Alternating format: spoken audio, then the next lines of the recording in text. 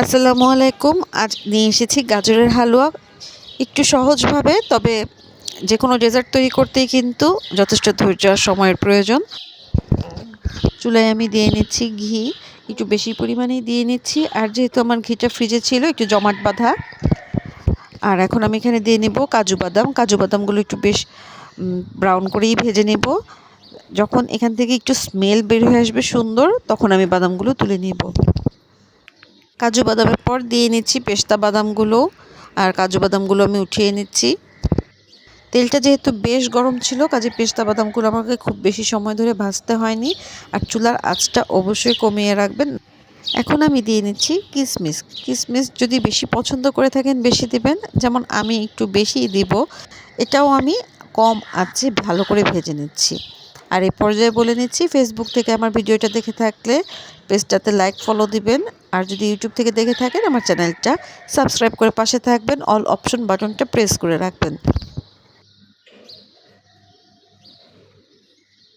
গ্রেটারে গাজরটা কুচি করে নিয়েছি, আর এখন আমি এটাকে ঘি দিয়ে ভালো করে ভেজে নিব।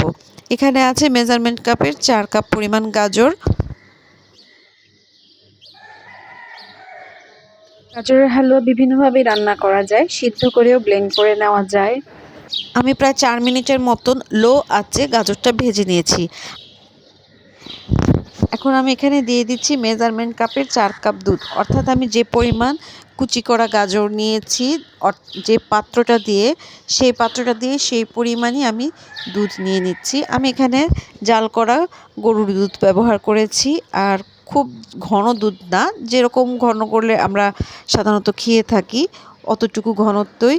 তবে চাইলে পাউডার মিল্কও ব্যবহার করা যেতে পারে। সেক্ষেত্রে পাউডার মিল্কের প্যাকেটে যে পরিমাণ দুধ দিয়ে গরম পানি মিশিয়ে নিতে হয়, সেরকমভাবে মিশিয়ে ব্যবহার করতে পারেন। দুধটা বলক এসে গিয়েছে, আর এখন আমি কিছুটা নাড়াচাড়া করে দিয়ে নিচ্ছি গাজরটা। কিছুক্ষণ নাড়াচাড়া করার পর আমি আবারও অপেক্ষা করছিলাম, আগুনটা একটু বাড়িয়ে দিয়ে আরেকটা বলক আসার জন্য। এবার আমি 2টা এলাচি দিয়ে নিচ্ছি মুখ ফাটিয়ে। তবে একটা জিনিস, ডেজার্ট রান্নায় কিন্তু এলাচি গুঁড়া দেওয়াটাই ভালো, মুখে দানা পড়ার সম্ভাবনা কম থাকে। আমি একটু কাছ থেকে দেখিয়ে দিচ্ছি, চুলার আঁচটা একদম কম। এলাচি দেওয়ার পর আমি একটু নাড়িয়ে ঢেকে দিচ্ছি এবং চুলার আঁচটা একদম লো করে রাখবো। এটা ঠিক ততক্ষণই লো করে রাখবো যতক্ষণ না আমার গাজরগুলো সিদ্ধ হয়ে যায়। তবে মাঝে মাঝে উঠিয়ে একটু নাড়িয়ে চাড়িয়ে দিতে হবে। অনেকে ডেজার্ট রান্নায় লবণ ব্যবহার করেন 1 চিমটি। আমি কিন্তু কখনো ডেজার্ট রান্নায় লবণ ব্যবহার করি না। আর এই যে কিছুক্ষণ পর পর ঢাকনাটা উঠিয়ে উঠিয়ে দেখে নিতে হবে, উল্টিয়ে পাল্টিয়ে নাড়িয়ে নিতে হবে, আর সিদ্ধ হওয়া পর্যন্ত অপেক্ষা করতে হবে। আমার একটা আলু ভর্তা করার জন্য আলু ভর্তার ম্যাশার আছে, বা একটা ভারী কিছু দিয়ে কিংবা কোনো ভারী গ্লাস বা বাটি দিয়ে চাপ দিয়ে গাজরগুলো ভেঙে ভেঙে নিচ্ছি।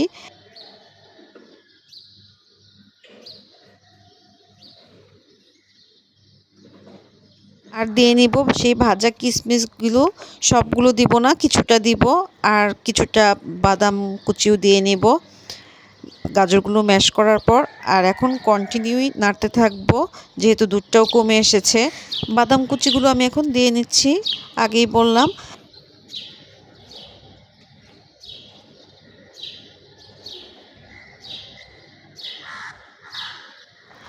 তো দুধটা আরও কিছুক্ষণ শুকাতে হবে, এক্ষেত্রে আমি কিছুক্ষণ পরপর নাড়িয়ে দিচ্ছি, তবে কন্টিনিউ এখনও নাড়াচ্ছি না। যখন একেবারে দুধটা কমে আসবে তখন নাড়াচাড়া করতে হবে। এই যে দেখেন দুধটা কিন্তু কমে আসছে, আর আমি একটু পরপর নাড়িয়ে দিব। এখন আমি চিনি দিয়ে নিচ্ছি, আর মিষ্টিটা তো যার যার ইচ্ছে মতন। চিনি দেওয়ার পর কিছুটা পানি ছেড়ে দেয়, তো যাই হোক, এখন কন্টিনিউ নাড়তে হবে চিনি দেওয়ার পর।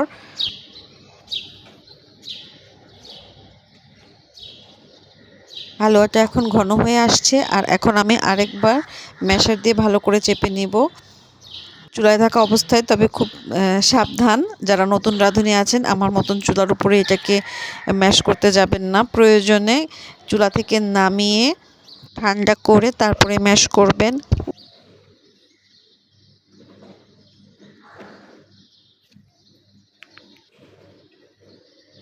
ম্যাশ করার পর দেখেন একদম নরম হয়ে গিয়েছে আর আস্তে আস্তে মনে হচ্ছে না।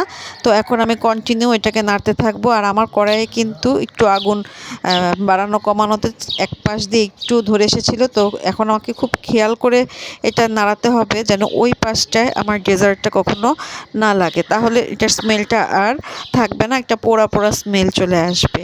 তো এটাই আমি আসলে বারবার বলছিলাম যে আগুনটা একটু সাবধানে বুঝে বুঝে দিতে হবে। ঘন হয়ে আসলো আর ওই যে দুধটাও কমে আসলো আর আমি এই পোড়া পোড়া অংশটা আমার দেখিয়ে দিলাম পাতিলের। তো যাই হোক, এটাকে কন্টিনিউ নাড়তে নাড়তে যখন দেখবো একদম টাইট হয়ে এসেছে আর পানি নেই, সেক্ষেত্রে আমি নামিয়ে নিব। তবে কেউ কিছুটা কম নরম কিছুটা শক্ত অবস্থায় ওইটাকে নামিয়ে নিতে পারেন।